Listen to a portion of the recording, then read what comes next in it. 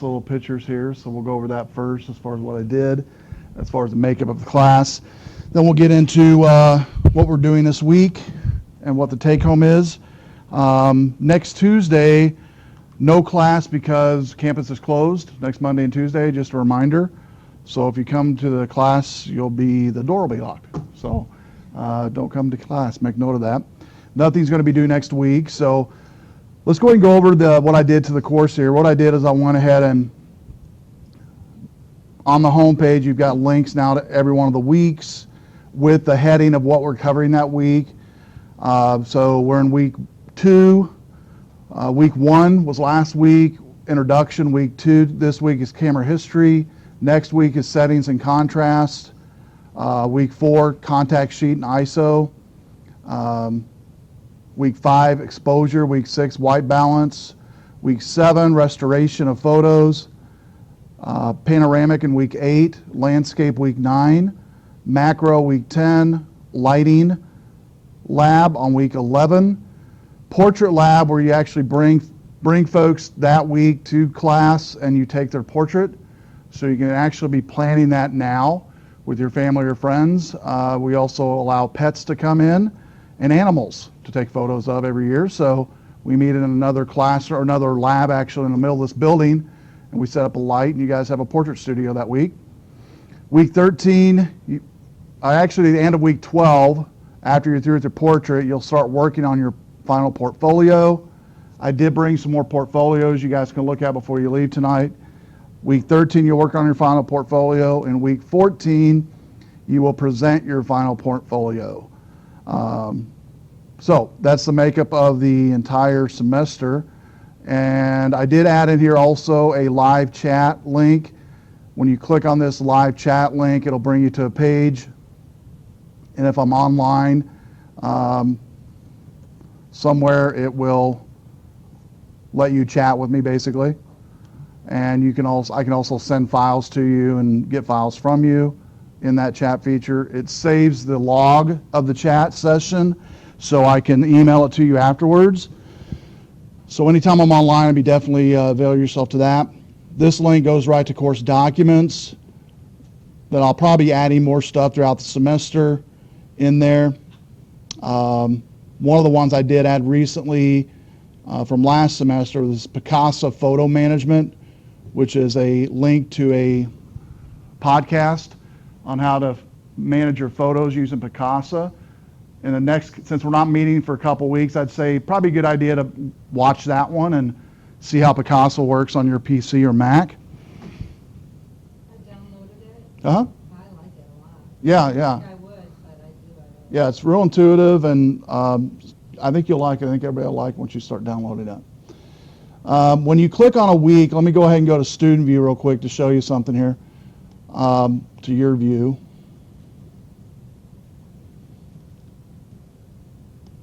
So we're in week 2 right now, but if say you decide from the home page to click on week 3, which is 2 weeks from tonight, it'll say this week has not been unlocked yet because prerequisites has not been completed. It'll tell you exactly what prerequisite you need to complete. You click on that prerequisite and complete it before you can go on into that module. Okay? This works the same way as if you were to click on modules over here on the left and go down to week 3. Notice how it's all grayed out. You can't get into anything anyway. And so if you were to click on anything, it's not open yet because you've not submitted something. What's great about it is it will tell you what it is that you need to do before you continue on. So it kind of forces you to complete your assignments. I believe all the grading was done as of last night. If you had anything late, it's not been graded yet, so but it will be. So that's a makeup change of the class. Hopefully a little nicer for you as far as viewing it and getting into it. Let's jump right into week 2, camera history. We'll kind of look at what we're going to be going over tonight.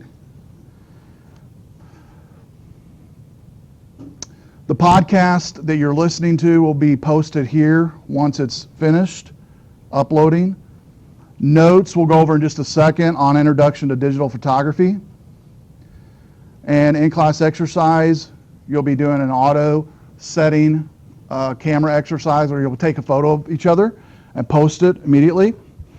And then the take home is where you take, you'll be getting groups and leave tonight when we're done and take pictures of each other on the way out off of campus.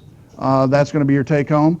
You'll get to know each other, get to know each other's names, because you'll have to know each other's names because they're going to be posting, you're going to be posting your neighbor's or your person in your group's photo in Flickr.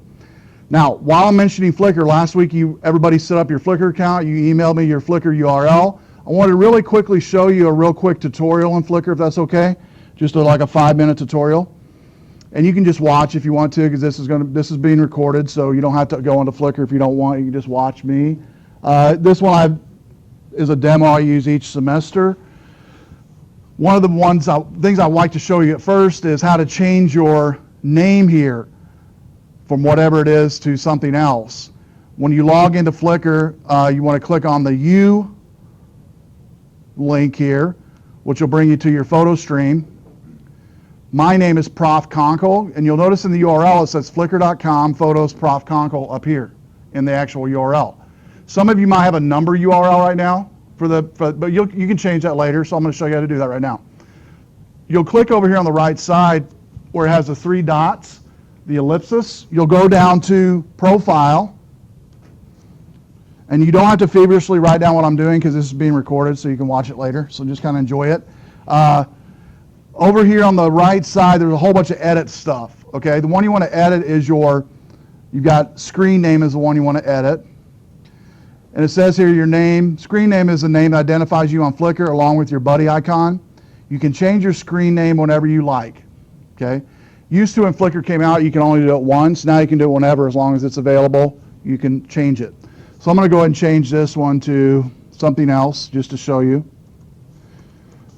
I'm going to do Professor Geek and save that. Oops, so it's already taken. I'm on Professor Geek 1, because I probably used that in prior semesters. I'll do Professor Geek 2013. There we go. So it has been updated. If I click on the Ustream now, I have to refresh here. It's down here at the bottom. Might have to log out and log back in. But anyway, it'll replace my Prof. Conkle with Professor Geek 2013. So that's the first thing, if I was you, I would do is change your profile to a better screen name first. It might take a little bit to refresh in the actual browser, like mine isn't right now, refreshing. Then the second thing I want to show you is how to create sets. A set in Flickr is basically a week-by-week place you're going to upload your stuff. Starting with week 2, which is this week, you'll be uploading photos in week 2. And I'm going to go ahead and show you real quick. On the right side here under You, I've got photo stream, sets, map, favorite, galleries, recent activity, and organize. The one I like to use is sets because you can break down week by week, set a template, and all you need is one photo to create a set. And so basically I'm going to go ahead and add in another set here. I'm going to click Add New Set right here, this little plus button. Then it's going to ask me in just a second to put a photo, an initial photo. So you have to have at least one photo uploaded to do this. And you're going to have one tonight when you're finished with your take-home. And also you're in class, you'll have a photo you can actually use as a template if you wanted to upload and as a filler. So you'll notice down here I have one photo down here in my photo album. I'm going to drag it up here into the set. I'm going to rename this to week 9 or whatever. Save it. And now there's the new week 9 I just created.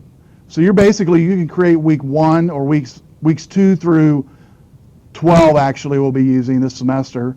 So weeks 2 through 12 you can go ahead and create. Just make sure one picture is in it. Because what I'm going to do is take your URL that you've given me already. If you change it, just let me know and I can rebookmark it. But I believe even the one you gave me, I can get to your set from that. But anyway, what I'm going to do at the end of each week when you guys finish with your assignments, you'll notice in the assignments for each week, starting with week 2, you submit your pictures to your set, that week's set. So this week will be week 2. You'll click on your week 2 set after you've created it, upload your photos, and then, or add your photos down here into week 2 set. And then when I go to your URL, I'm just going to go to your week 2 to view your photos. That's how I'm going to do it. There'll be some weeks I'll make comments on your photos, some weeks I won't. In fact, most I do not make any comments on your photos. But I do grade them and look at them. And so, internet's very slow here. It'll be much faster at home. But anyway, that's how you create sets. That's how you basically add photos down here into your set. Now let me show you real quick. I'm going to go back to my photo stream. You click the upload button. When you click the upload button, it sends all of your pictures into like a barrel in Flickr. And then that barrel basically is where you add it into your sets from that barrel, from that bottom part of the set area. Okay? So once you add your photos, which I'm not going to do here because this takes forever here on campus. And just a note on that, I would never upload photos here on campus if I was you, or try to do this. it'll just be frustrating for you. It'll be easier to do it at home. You have faster internet at home than you have here. And so it'll just frustrate you. But anyway, you add your photos. Once you add all your photos, then you go back to your photo stream, go back to your sets, click on the week in question, and I can actually go in here to my U area and click on sets to add stuff to my set. So I'll click on the week 2. As soon as I click on week 2, it's going to give me an edit button here. In that edit button, I can actually then add photos that I've uploaded from that upload button. All the photos I've uploaded will actually be down that bottom pane. From left to right, I'll be able to upload the photos that are in there. Okay, so as the semester progresses, your photos will all be adding into a bucket, and then those buckets will be separated by sets. Okay, they still exist in the bucket. They're just kind of put them in folders. You could say the sets kind of represents kind of weekly folders. And so down here is where all the photos would be that you've uploaded. You just drag them into this area. Once you drag them into here, it's going to go into here, and then click Save, and go back to your photo stream, and that's it. So that's how to manage Flickr, which is pretty simple actually. So that's the first thing I would do when you get home is set your profile name to something different, your buddy name. It might take a while to change the URL up here, but it does. I changed mine earlier tonight. It was like, I don't know, Charlie Tuner or something earlier today. I changed it to Prof Conkle, so it does take a few hours sometimes, especially here on campus. It might take a while. So that's Flickr. Any questions on Flickr? So play with that the next couple weeks, get the naming all done. You can go ahead and create all your sets from week 2 to week 12. All you have to do is have a photo in there, which you'll have after this class tonight. The notes, there is a PDF in the notes section. I also have it already ready for us to view.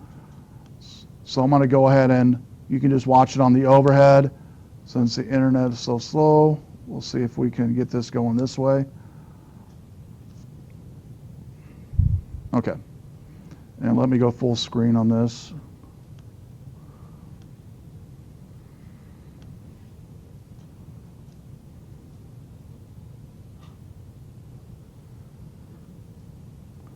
Okay.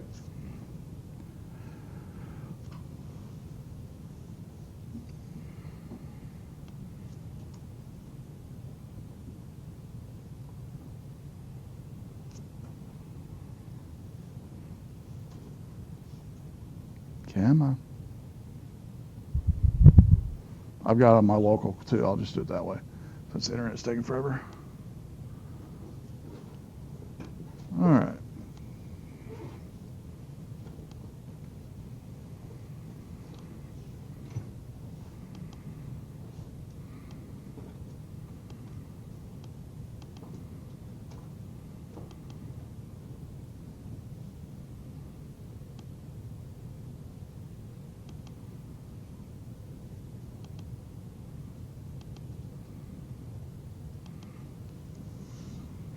There we go.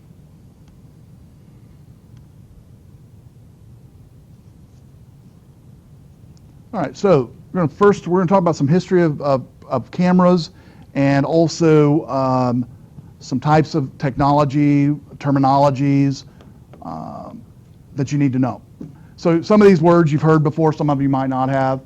DSLR, megapixels, image stabilization, dust reduction, live views, sensors, facial recognition. What does it all mean and why do I care? Okay, and so we're going to talk about that tonight as it pertains to photography and beginning photographers. You don't need any knowledge whatsoever of the camera except of maybe what it looks like. That's all you need right now. And then we're going to build upon that. If you have more knowledge than that, that's great, but you don't need to have any more knowledge of that coming into the class. So 3 main classifications of cameras. You got point and shoot, prosumer, and digital SLR. And they range in each one of these categories from low end to high end as far as dollar, and also low end to high end as far as quality goes. So the point and shoot camera is commonly referred to as a consumer camera that most general consumers buy. About 90% of digital cameras are on the market are these prosumer. They're typically very small and compact, targeted to a large audience, and typically very user-friendly, very intuitive, and image quality has improved drastically over the years.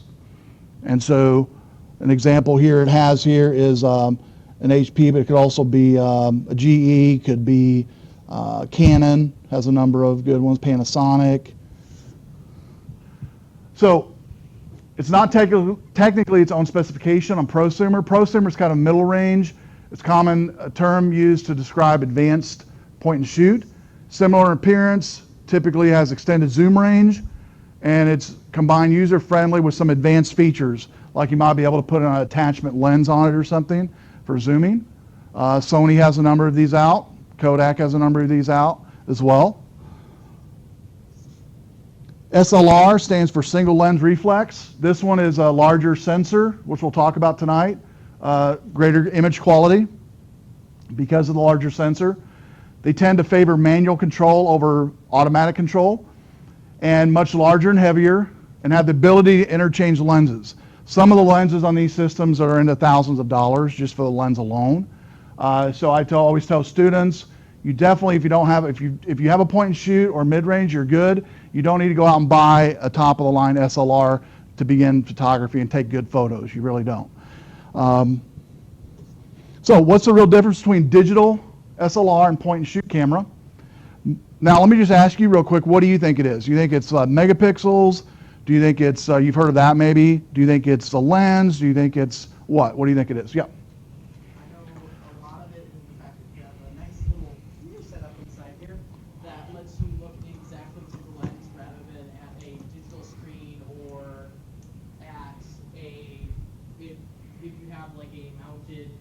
Lens, then you're going to be seeing a little bit above what the actual picture you're taking is. This lets you see exactly what the picture's going to look like. Okay, good. Anybody else? Yeah. Or you should go just do those presets, and on the other one, you can do manually. Good answer. Anybody else? Yep. Yep, good. Anybody else? Yep. The quality of the picture, a higher DPI. Higher quality, okay. That's all good. Excellent. Anybody else? Let's look at what the real difference between, these are all good answers, excellent answers. But the real difference between, let's say, 6 megapixel DSLR or 10 megapixel point and shoot, what's the real difference? We got image quality, we heard image quality, we heard graphic quality. Each digital image is made of millions of tiny squares known as pixels. So on the left we have a fawn there. On the right, it's a blow up of one of the ears. Essentially, an image is recording those tiny micro lens pixels which make up the actual camera sensor. All pixels are not created equal. A digital sensor is essentially made up of millions of tiny micro lenses or pixels. Pixels are then analog devices which record light and color. Larger sensors contain larger pixels, which are much better at collecting data. So the answer to the question a few slides back is what makes the difference between a point and shoot and a DSLR or high-end camera and a low-end camera? It's the actual sensor. in the camera, the sensor itself. It's the brains of the camera. It's the ones that drives the pixels. It drives the colors, the color ranges, and the quality of the image. So let's look at some digital sensor comparisons. We've got a 35 millimeter, which is film, which I started out taking photography with years ago before digital came around. Then we have a Canon 10D, 300D DSLR. Then we have 1.18 and a 1.78. These are just like some point and shoot examples. So here's a Canon digital sensor range of color and quality. So as you can see, it's pretty good quality, but not quite as good quality as a 35 millimeter film. So even today, even with the high-end digital cameras that we have, megapixels are great, but really what makes up quality is the actual image sensor that's in that camera. And so that's what you're going to learn about the second week is the actual, that quality and where it comes from and how sensors are made up. So here's an example of a picture taken with, say, a 35 millimeter, which would be the outer image. The inner image would be most prosumer, most consumer, and even some DSLRs. That's the highest quality and the highest range you're going to get because of the digital sensor that's in the camera. The next term is megapixels. This determines the size of the image recorded on the camera. Now, I guess I want to make note here, size doesn't necessarily mean quality, okay? Because megapixels will give you, the more megapixels gives you a bigger size of image, okay, but it doesn't necessarily make it a better quality image, all right? More megapixels does not mean a better picture. Digital images dimensions do not equal print dimensions. For example, a full quality image from an 8 megapixel camera will produce a digital image measuring roughly a 9:14 print, but printing standards say that you should not print photo quality any larger than 8:10. Most users today don't even print 8:10. The majority of prints today, that if you do print, is a 4:6 that consumers usually print. They have no use for 8:10, 11:17, poster size. People just don't print them anymore. They just don't do it. So when you go to Walgreens or you go to Menards or go to Walgreens, Walmarts, anywhere to take photos, your photos to get developed, usually it's 4:6 most people get. So megapixels versus print size, starting with 2 megapixels all the way up to 44 megapixels. You'll notice we'll start out with, say, the 6 megapixel or 8 megapixel. You'll notice it goes up to like an 8:10, an 8 and 10 megapixel, which most of your cameras today are in like the 20 megapixel range, the low end. So really, most people have more than enough megapixels for printing, for sure, and way more than enough megapixels for web uploads to like Facebook, to Flickr, and places like that. Because the size, you don't need it hardly as much at all for web. When you go all the way down to 44 megapixels, up to 27-inch by 18-inch photo quality image.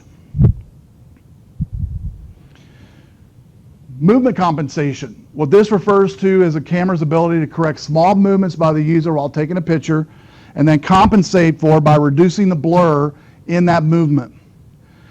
All cameras have different terminology for that. Shake, anti-shake, anti-movement, static, whatever. Every manufacturer has different terminologies for it. It's very useful in low light or telephoto situations. Nikon uses the word vibration reduction.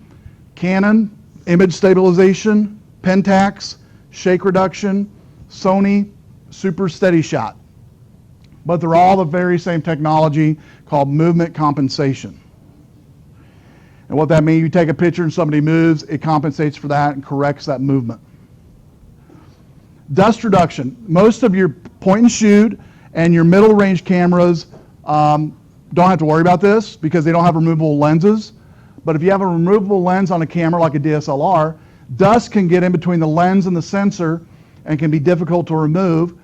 And so because of that, they have cleaning for it. You can take them in to get them cleaned. But mainly what they have is a special anti-static coating that's on the filters itself to keep dust away from it. Live view, somebody mentioned that tonight when we were talking about what makes the difference of high-end camera. This refers to the ability to use the LCD screen on the camera the same way you would use a viewfinder. Shots can be composed even while holding it up in the air, viewing in a crowd.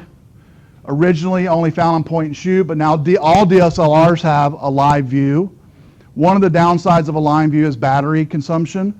So we're going to make sure if you do use live view on your camera, use it very limited because it can really eat battery quick, okay? So say you're taking your camera to a wedding.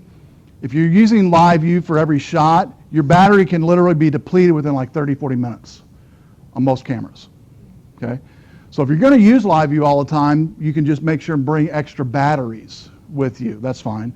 But this semester, you'll learn how to use the actual viewfinder, is what I recommend using, that all cameras have, for the most part. Now, there are going to be times where you're going to need to do the viewfinder, right? The LCD view, and you're holding a camera up here, or you want a different angle. It's fine to use that limited. But I think most people get used to using the LCD as a default. And I want to kind of get you away from that.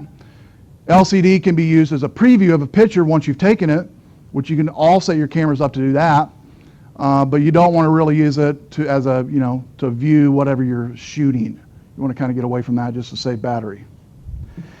Facial recognition is a newer technology with digital cameras. This was not around during film cameras. It detects your face in the frame, and it usually puts like a green box around the frame of the person, the face of the person. So if you have 3 people in the shot here, it's going to literally put a green or red or blue square around those people, their faces, so it's going to actually highlight the facial tones as well of those objects before you take the photo. The focus is automatically adjusted on the facial recognition. Color and contrast are also automatically adjusted to make facial tones come out more crisp and clean. So how do you get a good shot? One of the reasons most of you are here this semester is to just take better photos, probably. Okay, how do I take better photos? There are hundreds of factors that go into it, making a good photo, but it's still a very relative term. What's a good photo to me might not necessarily be a good photo to you, and vice versa, but there's certain techniques we can all use to help us take a good shot that you'll learn this semester. For our purposes, we'll refer to good in the sense of correct exposure. And anytime you hear of exposure, you have to think of light, natural light, or artificial light in conjunction to where that person is around the camera, okay, when you take the photo. Because what you see in this room literally is different than what your camera sees, all right? Your camera doesn't see as you and I see. We see 3-dimensionally. A camera sees only 1-dimensionally. That's it. Also, let's talk about light for just a second, and you'll learn more about that this semester. Fluorescent light gets off a different bluish tint than, it's not white. We look at it and we see it white tonight because our eyes adjust to it immediately. You go into a dark room, like in the next room that's closed right now, within seconds your eyes would adjust and you start seeing things. Cameras aren't that way. We also fill in the gaps too with our eyes. If somebody's missing around you, we don't even notice it till we literally see an empty computer. We fill it in, all right? Same thing with photos. You want to begin thinking of taking your photos that way as well. So beyond contrast and exposure, don't think so much on what's in your photo, but the composure and the structure of your photo is what I want you to start thinking of. What looks appealing and feels right versus what looks right. And it's totally different than what you're used to. Most of us, when we start taking photos, we want to put as much as we can in the frame and then take the photo. Okay, we don't want any white space, no dead space. We don't care, we just want everything in the photos, take as much as possible. And you're going to learn tonight a term called rule of thirds, and we'll be talking about that more this semester, where you basically only take the main object of your photo in one of the quadrants, 9 quadrants of a rule of thirds on a camera. And by the way, most of your cameras already have this built in to the viewfinder. When you take a photo, it has a rule of thirds grid like this that you might have noticed. And that's basically what you use, and we'll learn how to use this semester to take a good photo. But it is right in the fact that correct or good photos is correct exposure. We're going to talk about exposure. So exposure is a correct or good exposure occurs when you maintain as much detail as possible in the very bright parts or highlights of the picture and also the very dark parts of the image. How much of a range in which you capture the detail from the light to dark is referred to as dynamic range. And as you're about to see, there can be many correct or good exposures, but there's going to be 3 factors in your camera that's going to help you find good exposure. You're going to use these all semester. The first factor is shutter speed, second aperture, third ISO. So let's talk about shutter speed. Shutter speed refers to how long the shutter is actually opened on the camera while it's taking the image. It's measured in seconds and from 30 to 1/8,000th of a second. So however long that camera is open is the shutter speed. The longer it's open, the more light's going to come in. If it's darker outside, you want the shutter speed to stay open longer than lighter outside because there's less light in the dark than there is in the daytime. If you're wanting movement in your photo, so a water stream is going down a lake, down a river, over rocks, and you want to show movement, you'd want that shutter speed to stay open longer to show movement versus a still image of somebody jumping in the air and just taking a shot. That'd be a very fast shutter speed. Okay, and you'll learn all those things this semester. So we have an example of, on the left side, some movement and stop motion, and also on the movement and stop motion on the right side. And so fast shutter speeds, meaning 600 or up, are used to use stop motion, will freeze people in air like this here and like this here, which is frozen as it is at that very second that you took it. Slow shutter speeds give action or movement to the actual photo. So it kind of fakes out that one dimensional I mentioned earlier to make it look more third dimensional. Just by slowing down the shutter speed, we'll do that. So this is a 1/60th or slower. Can be used to portray movement, cross-country runners, stream flowing down, and you'll learn how to do that this semester. Everything we're talking about, as we go throughout the weeks, just takes practice. And you'll find how I teach basically with photography. I don't put pressure on getting a perfect shot. I want to put pressure on practicing as much as possible and having your camera with you as much as possible. That's going to help you become a better photographer. So here's a shutter speed as well. Very slow here. You'll notice the lines in the highway. It actually look like lights, basically, just, neon lights basically on the highway. Very slow shutter speed, 5 seconds or slower. Can be used very light situations to obtain correct exposure and create some pretty cool effects as well. I saw shutters. You guys been on wind farms on 3951? All those wind farms that this one photographer did something cool last year. Set up a tripod for 12 hours and took, I believe it was set at about 30-minute shutter speed, each picture about 30 minutes. And anyway, at the end of the result, I'll see if I can find it for us. At the end of the picture, it looked kind of like have you ever seen those lollipops that have the swirl in it and the different colors? That's what it looked like. It was taken during the day, and that's what it looked like. And the swirls had to do with the light hitting the actual blades on the windmill, and it was pretty cool. So you can do some pretty cool effects. We've all seen this done with, if you've seen Sesame Street, and it shows you, or National Geographic on TV, shows the growth of a seed from the seedlet to the actual plant coming up. That's all done in very slow shutter speeds over a long period of time. So beware on shutter speed though. As your shutter speed decreases, your chances of getting blurry increases. So tripods are definitely useful here. Or putting your camera on top of a car, sitting down, putting your elbow on your knees, putting your elbows on the ground, because all of us shake a little bit, some more than others, and so any shaking whatsoever on slow shutter speed will ruin the picture. So tripods aren't that expensive. We actually won't be using tripods in here until we do the lighting lab around week 11, I think. But it's a good idea if you find a cheap inexpensive tripod to go ahead and pick it up. Some places you can find Walmart, on either Walmart here in town, then also Camera on Perryville has some pretty reasonable tripods that you can purchase. If you find deals, just let everybody know too, that'd be great.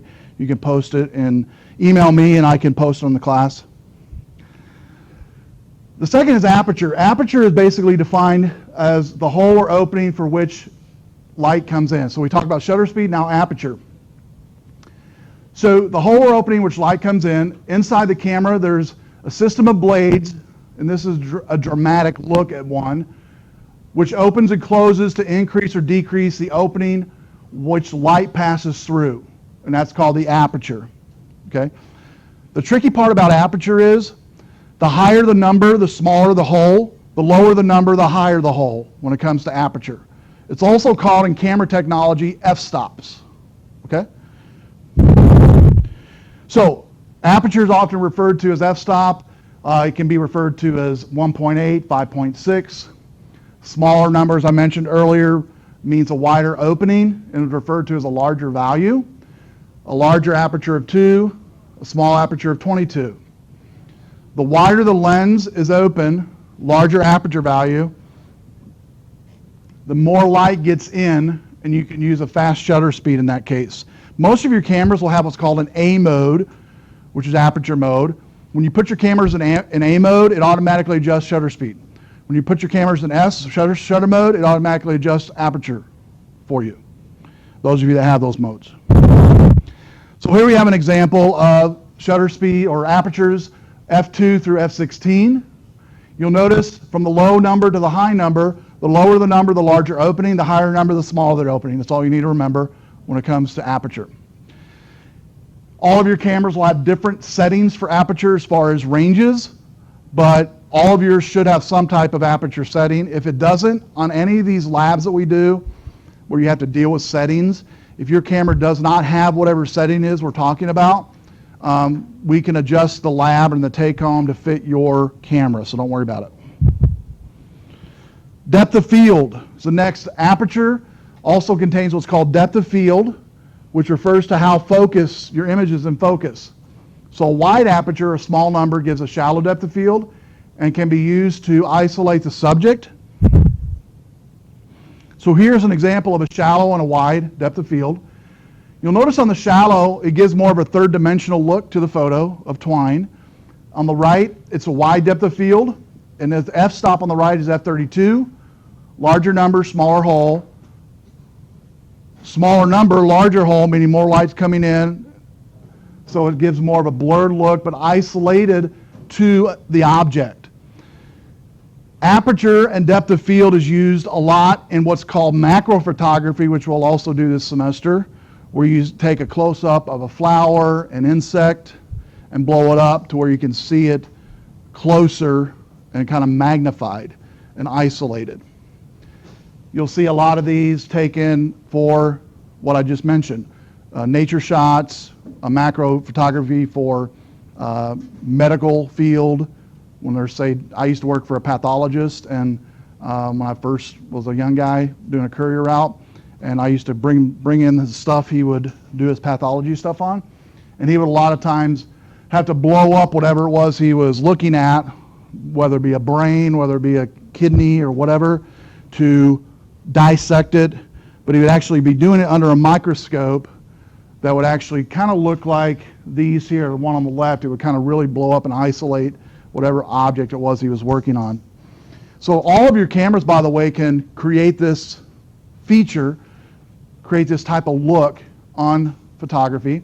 It takes practice, but you'll learn it this semester. Tonight we're just going over the different terms. ISO is the third. So we went over shutter speed, aperture, now ISO. ISO is the third leg of the stool for a good photo. So you had shutter speed, aperture, now ISO. It refers to light sensitivity of the sensor. High ISO means the sensor will be more sensitive to light. So if you're in a darker room, you're going to have higher ISO, like in here. It's terrible lighting in here, so you have to have a higher ISO. Less light is going to need less ISO. Similar to film speeds in 35 millimeter is ISO. So all of your cameras have generally some ISO manipulation. Most of your ISO ranges start out at 100 and go all the way to maybe 1600. Newer cameras can go up to 64,000 when it comes to ISO ranges. Using high ISO will cause the sensor to produce what's called noise in the images. And so if you take and do a high ISO image, basically it's, if you're familiar with Photoshop maybe, it's kind of like taking the noise filter in Photoshop and adding it to a photo. It literally puts grain, it kind of looks grainy a little bit by high ISO. But there is times where I've used high ISO to make that effect. I want that effect in a photo. Noise is similar to film grain and causes a loss of fine detail. It's kind of like putting a pebble stone behind the image, seeing the image over pebble stone basically is the way I would explain it.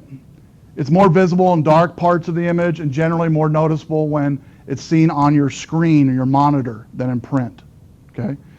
So this grainy effect looks different on your screen than it does on print. Now I want to stop there for just a second and say there's going to be sometimes you take a photo that looks terrible on your monitor and maybe even on the web, but looks great printed out. Okay?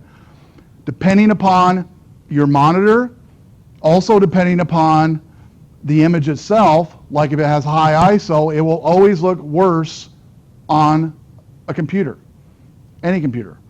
But it will look better when it's printed out and higher quality.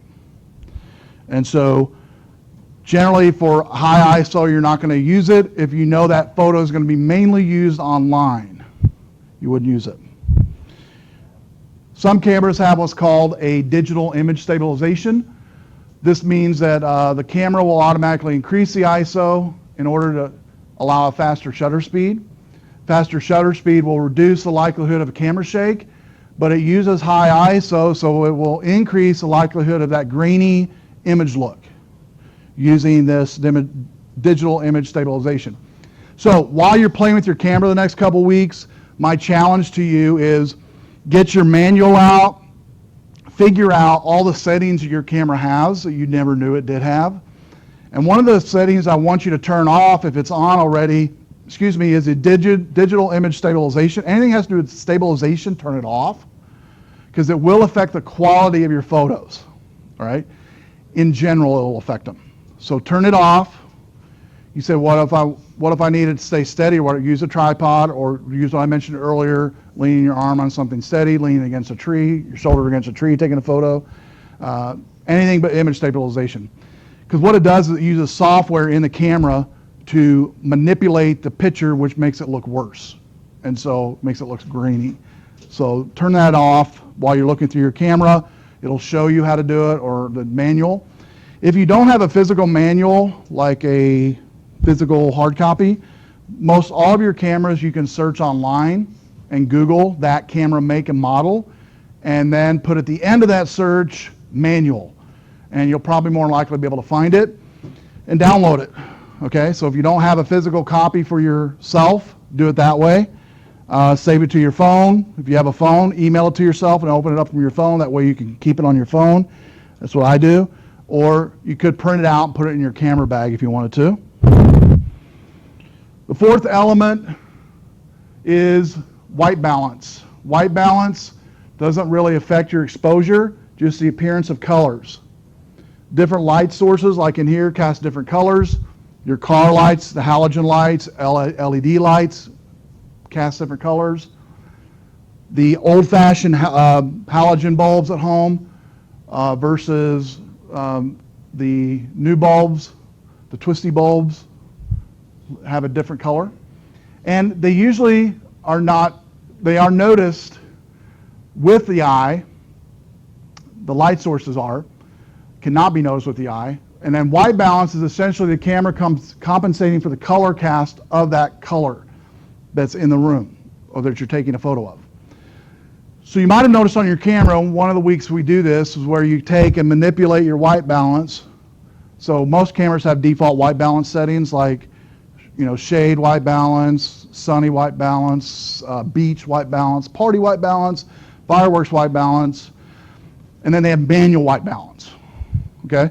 You'll learn the week we do that is I have you take a real fancy smancy piece of white paper, fold it in half twice, and this becomes your source for true white in your photo.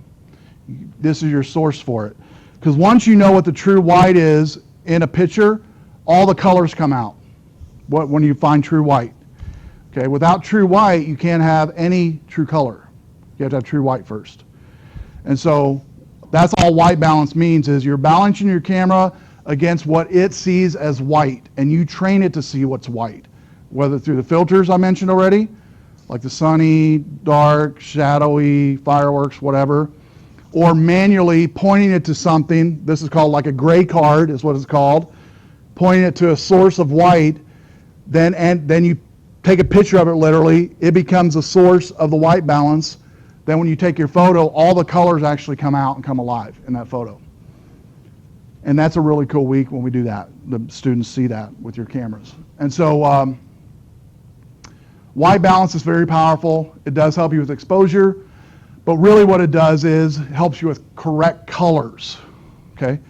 Because we probably all think when we first start taking photos that your camera's gonna, when I see a red box, it's red. It's not anything but red. Well, the camera sees the tint of the light source hitting the red. It might now be purple when I take it. I don't know. It could come out purple. I'm like, where did that come from, right? Or you might have seen some old photos if you have at home.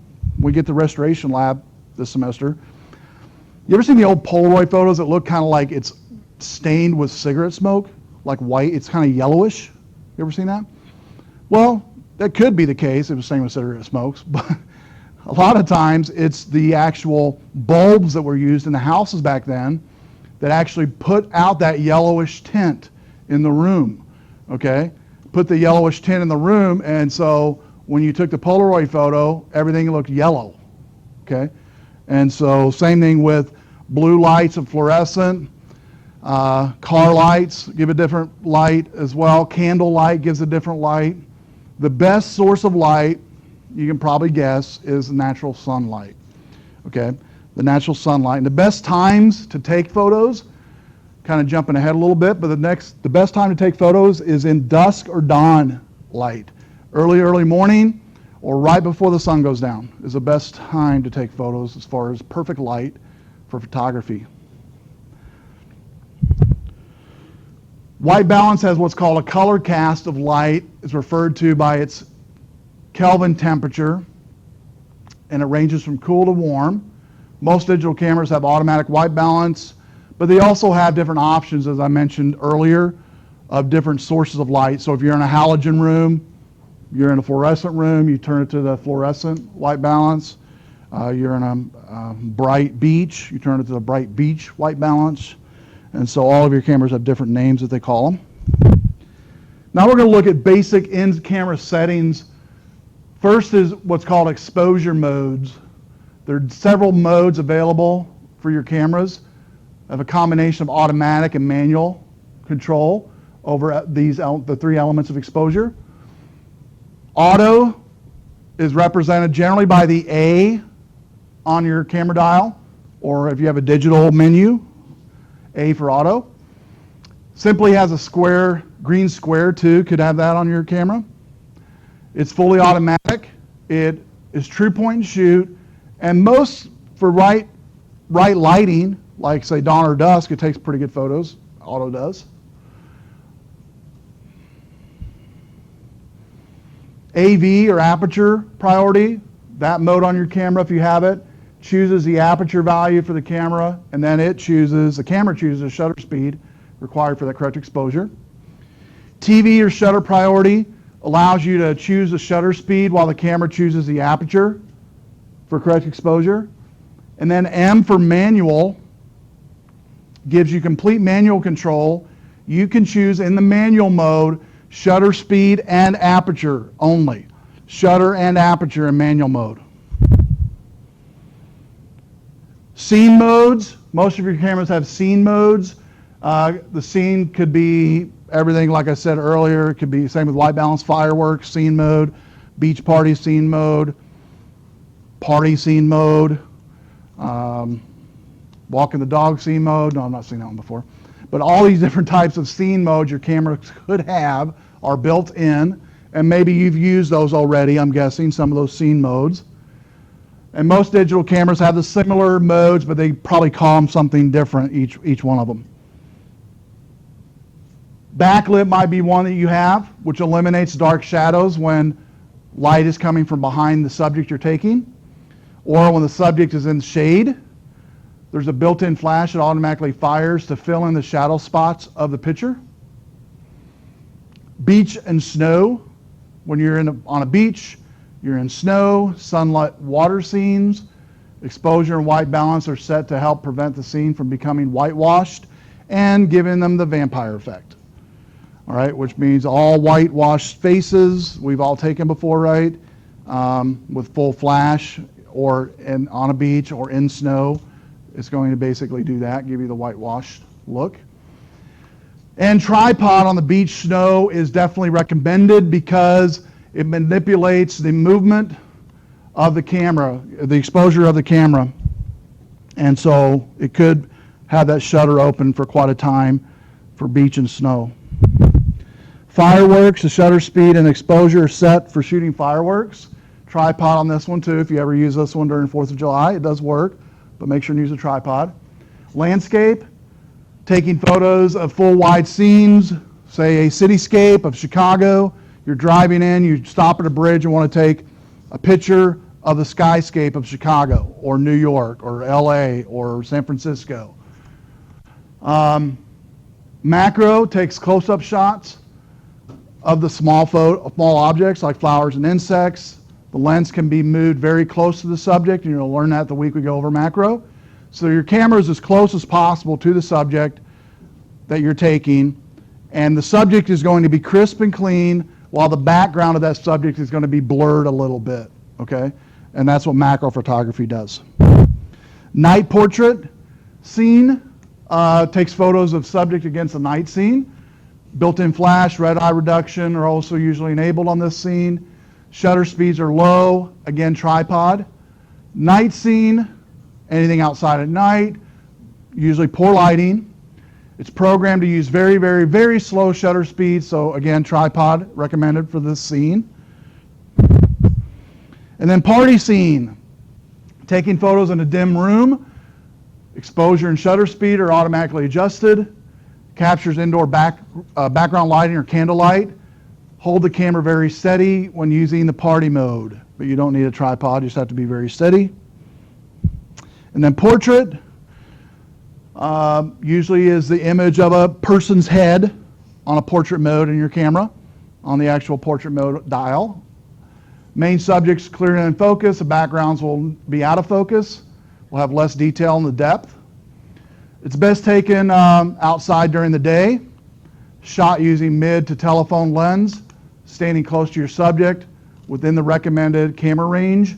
The recommended camera range for portraits, you'll learn the week we do it, is usually around 5 to 6 feet in general. No further than that, no closer than that. And when possible, select an uncomplicated background so it doesn't distract from the subject. And you'll learn all about that when we do the portrait photography. Sports photography, like kids and pets, take photos at fast moving, shutter speed, where they freeze in action. Best when shots are taken in bright light outside or in a big stadium with bright lights. Pre-focusing recommended. All that means is, and all of your cameras do this, and you'll actually do it tonight in just a second, where you point your camera at something in auto mode, press your button halfway down, that's going to pre-focus it, okay? When it pre-focuses it, your camera will lock into the subject, then you press all the way down to take the photo the rest of the way. Sunset, take photos of sunsets and sunrises, keeping the deep hues of a scene. And then metering modes. Your camera might have metering modes. This basically is a camera measures the amount of light in a frame and determines the best exposure for that frame. Many cameras have more than one metering mode, and they evaluate a scene in a different way. Generally, most of your cameras will have multiple modes of meter mode. A meter mode could be a centered meter mode, meaning there's a dot in the middle of your lens when you're looking at the subject, and it's metering in on that one dot, on that one central location. Then you could have multiple meter mode that has a dot in the middle and 4 dots on all 4 quadrants of the photo. And it's going to meter on those. And that dot that it's hitting in the subject is where it's going to focus the light and the exposure for. Here's a center weighted metering mode. Commonly the most common way to meter a photo. The center weight is the metering system of choice for digital cameras that do not offer other metering modes. So all of your cameras will probably have the center metering mode.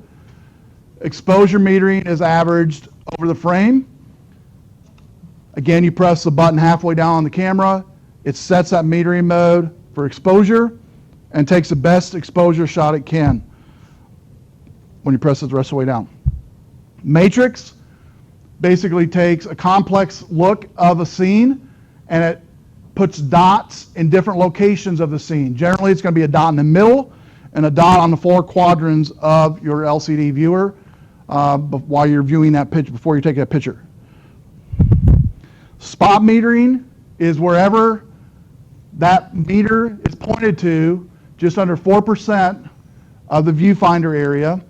It takes a precise exposure reading of that very center of that spot and disregards the rest of it. A spot meter is used when a subject is backlit or a bright light is upon the subject and the background is dark. For example, where there's extreme brightness in a scene, like a beach during a sunny day, snow, ski slope would be an example of metering mode for that. Partial metering, most cameras don't have.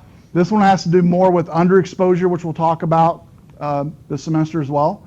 And basically just makes up for underexposed areas of that photo that you're taking. Rule of thirds. I drew it up here on the board already. This fancy drawing right here. Basically, when you're taking a photo, I want you to begin framing it with this in mind, the rule of thirds. The image, the frame, divided into 3 equal sections, both horizontally and vertically, which will give you 9 boxes, divided into thirds. So you're going to have a third vertically and a third horizontal, third vertically and third horizontally. The concept is simple: placing your subject in one of the quadrants, the 4 quadrants, near the intersection of the quadrant. What I mean by that is this. These 4 dots, these 4 quadrants is where you want to focus the main subject of your photo from now on in photography. You're going to get the best shot that way of placement and proximity. And so again, if you're taking a picture of, say, a person, no longer is the person going to be in the middle of the photo or up here. Okay, you want the person to be actually in one of these quadrants here. Okay, and everything else is supporting that main subject. And so they're actually right there in the center of that quadrant. Does not have to be exact, but it's basically a philosophy of photography that works, and photographers have used it for years. It's actually based on nature and how nature is built on mathematically, symmetrically correct. From a snail to your ear, to tides, to trees, to everything has a symmetrical third dimension or third part that you can break it up into. And so that's where the concept comes from. And it makes more appealing or attractive to the eye. Okay? We've all looked at pictures and we're looking at it and we're like, I don't know what it is about that picture, but it really annoys me. Okay? And we've all looked at pictures and we're like, that really intrigues me. An example of a picture that might intrigue you is a person running on a beach, and they're running this way, and they're literally almost off the page of the picture right here running. They're almost off the page. There's not much over here in the picture, but you're immediately thinking when you see that picture, I wonder what's over here on this side of the image. And so you want people, when they look at a photo, to not see everything in the photo. You want them to use their imagination on what's on the right of it, the left of it, bottom, top, behind you, behind the subject. That's good. That's a good thing. We want that mystery in our photography, creativity in that photography, angles in the photography that maybe you haven't seen before. And so you're going to kind of hopefully reposition your thinking on how you've taken photos so far. And one of them is placing the subject on any of those 4 quadrants. Starting out with that, it's a pretty big step. The first couple weeks, getting used to that and just practicing around the house, having your camera in auto mode, just taking photos in those 4 quadrants. That's it. You just practice it. Just do it over and over again. Whether you be at the park, in the house, out in the backyard, and you just start doing it and getting used to doing it. Because it's something that feels unnatural when you first start doing it, because you're not used to doing it. We want to naturally fill in the whole picture with something, and you want to kind of get away from that to get a good photo symmetry. So here we have the 4 quadrants, which are a lot nicer than mine, that you want to focus on when you're taking your photos. Does that make sense? The main subject of the photo, whether it be a person, an object, landscape, whatever. You want that main portion of that subject to be in one of those 4 quadrants, or close to one of those 4 quadrants, okay? And we'll learn more about that as the weeks go on. But if you want to focus now in the next couple weeks when you're practicing your photo shots, is put your camera in auto mode for right now. Don't worry about the other settings for right now. And just practice taking photos and placing the subject, a dog, a cat, a person, a family, whatever, in one of those 4 quadrants, okay? And you say, what if you have a family that spans 2 of them? That's fine. You can do that, okay? But it's not like in the center of the picture. You don't want it to be here anymore, like we naturally want to do that. We want to put whatever you're taking a picture of, okay guys, get in the center, right? That's what we want to do, yeah. I was going to take a picture of a vehicle, so then would you have to like zoom out or back up so that it would fit one of those quadrants? Yeah, definitely, right. And you'll learn this semester too, you can do tricks like put something in front of that vehicle. It doesn't have to be anything big. It could be a leaf, a branch leaf kind of coming into your shot a little bit.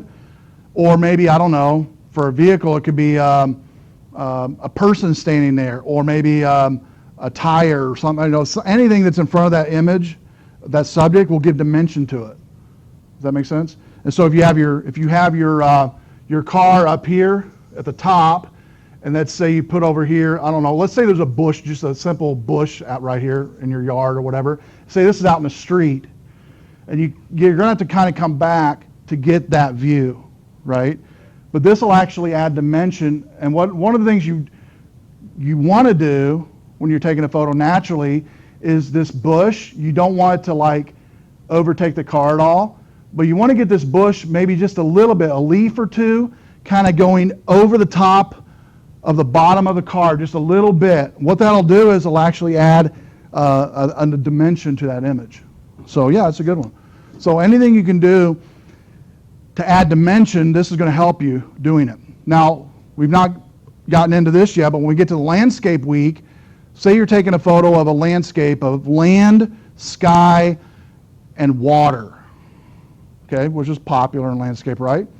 The one rule you want to keep in that, and we'll talk more about that this semester, is the 3rd rule, meaning when you take a picture like that of sky and land, you want to make sure that sky either takes up the top half here, or the bottom half here, all right? Same thing, so if this was like, say, I don't know, say this was a land, a mountainous region here, and then up here was the sky. You'd want the sky to take the top 1/3 and the land to take the bottom 2/3. This would be your landscape view here, okay? And we'll learn more about that, but that's just a trick in landscape as well that you'll learn. So here's the rule of thirds illustrated. We'll look at some examples here, these next few slides. Okay, what quadrant is this bush landed in? or this tree in the water? Upper right, lower left, upper left. Lower right. And you can do that. That's fine. But you'll notice there's a lot of open space, and that's the first thing. Now when you look at that, you're like, yeah, that's good. I like that. And notice here on the landscape, the water is actually down here on this third, and the sky is the 2/3. And then the tree is over here in this quadrant here on the bottom right. And again, doesn't have to be exact, but you get the picture, right? It gives it more room to look at the object, which is the tree in the middle of the water on an island. And it adds dimension to it as well, because even though it's a little dark there, it adds dimension to it just by seeing that object where it's at, placement-wise. On the left side, we have some pictures of cattails with a snail on one of the cattails, and everything else behind it's blurred.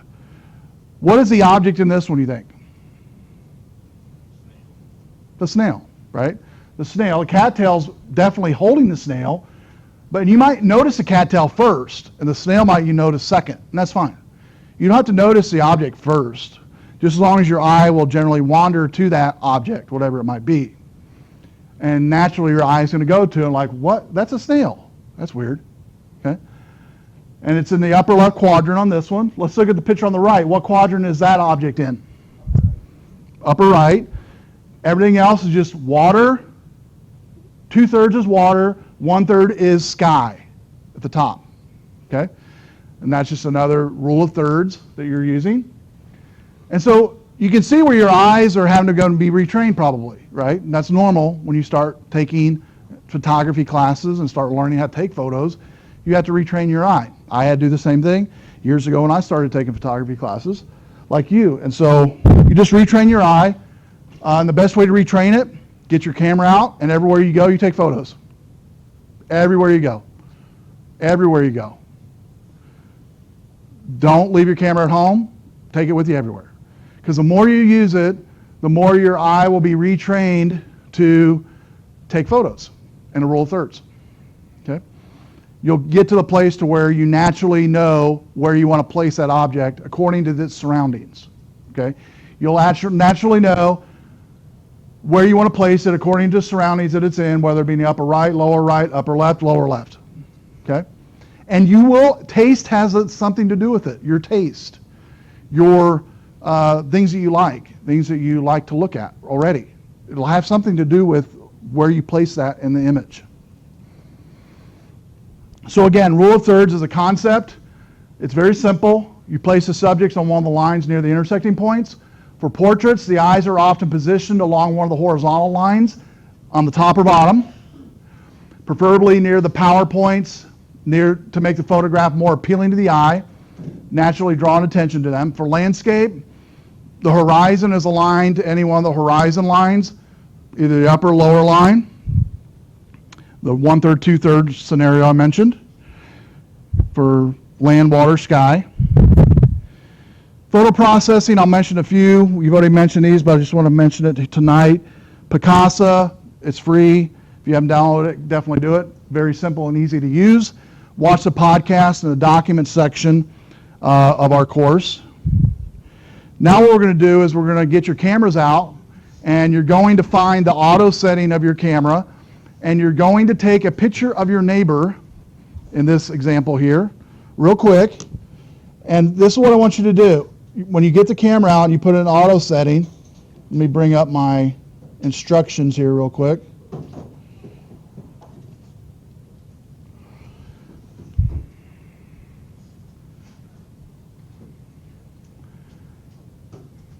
So look to your neighbor and go, oh yeah, I'm taking your photo. Okay, do that. And everybody needs to take somebody's photo. You don't have to know them. Preferably, I hope you don't know them. Introduce yourself real quick while this is loading on the overhead. The internet's taking forever. So introduce yourself, say my name's whatever. Maybe make it up or whatever so they don't know who you really are. And then vice versa.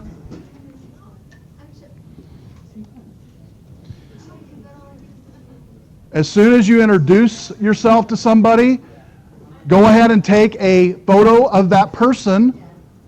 If you press a button halfway down, you'll focus it on their face. Press all the way down, you'll take the picture. Go ahead and do that real quick. Question, yes? Do what now? No, you don't have to right now. Okay, because I didn't bring the adapter. No, you don't have to right now. We're just actually taking the photos right now. She had a good question. Do you have to upload these right now? No, you do not. No, we're just going to actually go over it, and then once we go over this, we're going to go to the take-home, and then we're going to let you go. So everybody should be setting your camera to auto, taking a photo of your neighbor, pressing the shutter halfway down to autofocus, press all the way down, take the photo. It says here to save the photo below, and you can do that when you get home. Okay, you don't need to do that tonight. All right? In fact, for practice, if you want to do it here and also upload it to set 2 in Flickr, you can do that as well. For practice, that'd be fine. Did everybody hear that? When you guys get home with these photos you've taken tonight, I want you to upload into the in-class exercise that photo. So you'll have to connect your camera to your computer at home, upload it here, and then for practice, go ahead and upload it into set 2, week 2 in your set when you create it. For practice, you can go ahead and do that too if you want to. I'm not going to grade that one, but you need to upload a picture anyway for practice to create a set in Flickr. Okay, how'd everybody do? Still taking photos there? Good, yes, question. So do we click to post it on this? Do we click submit assignment? Or is it supposed to be a display? Yeah, hit the submit assignments. And then there's an area for upload, I believe, where it says choose file. Okay. Yeah. Well, people have Do I know? Because are we doing it so everyone can see? No, not this one. Okay. Nope, not this one, but the next assignment, the take home, you are. She had a good question. Are these photos for everybody to see? These are not. This is just for practice. The one you're going to take home, I'm going to go over in just a second, the assignment take home where you take pictures of each other in a group. That one everybody will see. And that one you are definitely going to post on week 2 in your set. We'll go over in just a second. She had a good question as well on your upload for this. Let me show you on the overhead real quick. When you guys get home and connect your cameras, and this is basically the only week you're uploading a photo inside of the conference. The rest of the time you're doing it. You're doing it on Flickr only. Let me go ahead and show you here. Okay, see this submit assignment button? You'll see that. You will see the submit assignment button in the in-class. When you click the submit assignment button, you'll have an upload button to upload the picture, and then you'll just submit it.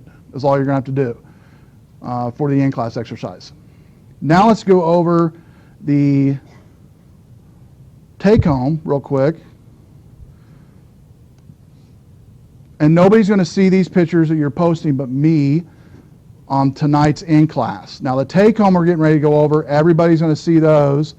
It'll be on your Flickr account. I'm also going to create a collage page next week once I get them all in of everybody's picture and their name. So for the take-home, here's what you're going to do. Photos of classmates. This is just a fun little project to get to know each other a little bit and start using the rule of thirds maybe. So you're going to practice at least 10 photos per person in your group. You say, woo, that's a lot. It's a digital camera. It's going to take like 2 seconds. But no, 10 photos per person. And I want you to practice the rule of thirds while you're taking these photos. Do not worry about any other settings. Put your camera in auto. So when you leave here in just a second, you're going to do that. I would like you to take the photos outside of the classroom here in the lab, like out in the foyer. Even practice outside in the dark, because it's a little dark out, maybe over there. There's a nice foyer area if you walk out these double doors here and go into the next double doors. There's like 2 sets of tables and chairs. You guys can congregate there if you want to and take photos of each other. You can go maybe to if you want to stay on campus, you can actually, I've had students walk over to the new building, the Science Center, and that area in that foyer that has a pendulum in it, that's a great place to take a photo. It's good lighting in there. So wherever you want to take it, doesn't matter. It's up to you in your group. So you'll set your camera to auto mode once you figure out the people in your group. I suggest 3 or 4 people in your group. Try to get at least 3 Great if you could get 4, and we should be able to do that easily with the size of class we have. What you're going to do is get each other's names first, greet each other, write their name down, write it in your phone or whatever.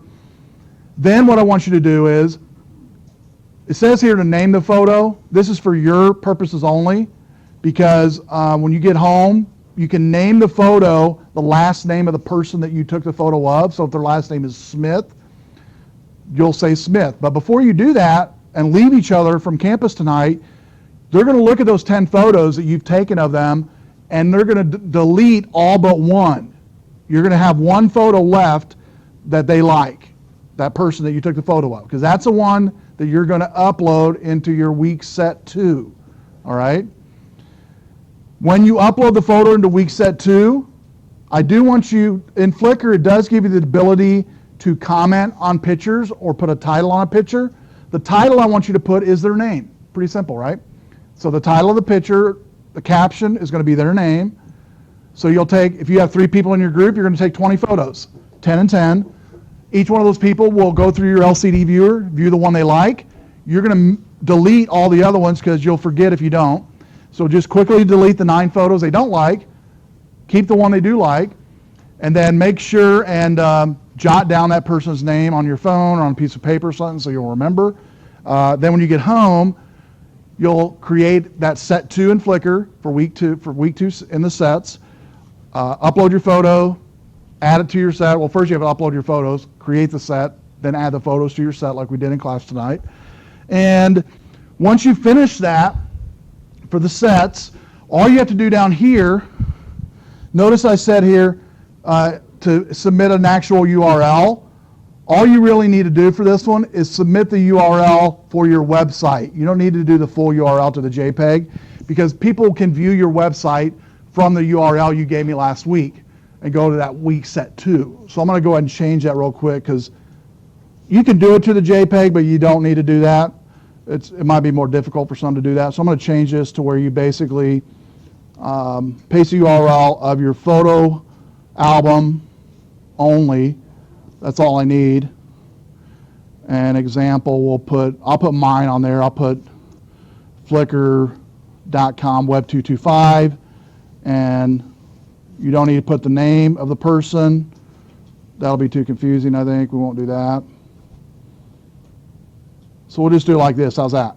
So you'll submit the URL of your Flickr account, whatever that Flickr account name is. Mine was Flickr.com photos Prof Conkle.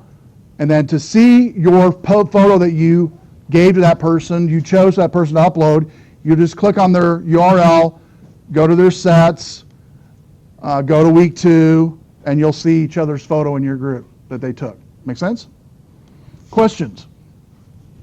All right? So, yes?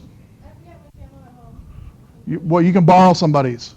Yep, borrow if you forgot your camera. She can just email me my photos. Yeah, that's fine. However you want to do it. Yep, you guys work it out. All right? Do I now? Just uploading one photo? One photo of each person in your group, yes. So if you have 4 people, you'll be uploading 3 people, or 3 photos. And make sure you put in each photo their name, their full name. Okay? So you will have to remember some things, however you want to do it. If you have a camera phone, I've had students do this. Take their picture with a camera phone, and then email that picture to yourself with their name in the subject line. If you want to do it that way, it might be simple for you to do it that way. That way you have a kind of a reference point of this person's face with that name. I don't care. All right, so everybody got the group you're going to go into? I know you do, right? If you don't, you're going to find it. Find your group, go forth and take photos of each other, have fun, walk around campus, get to know each other, and then once you're finished taking the photos of each other, make sure you take time to choose the photo from each other's camera and delete those other photos that you don't want. Okay? See everybody in 2 weeks. If you have questions, come up and see me. Have fun. And I am going to walk around campus to just kind of spy on you guys to see that you're having a good time.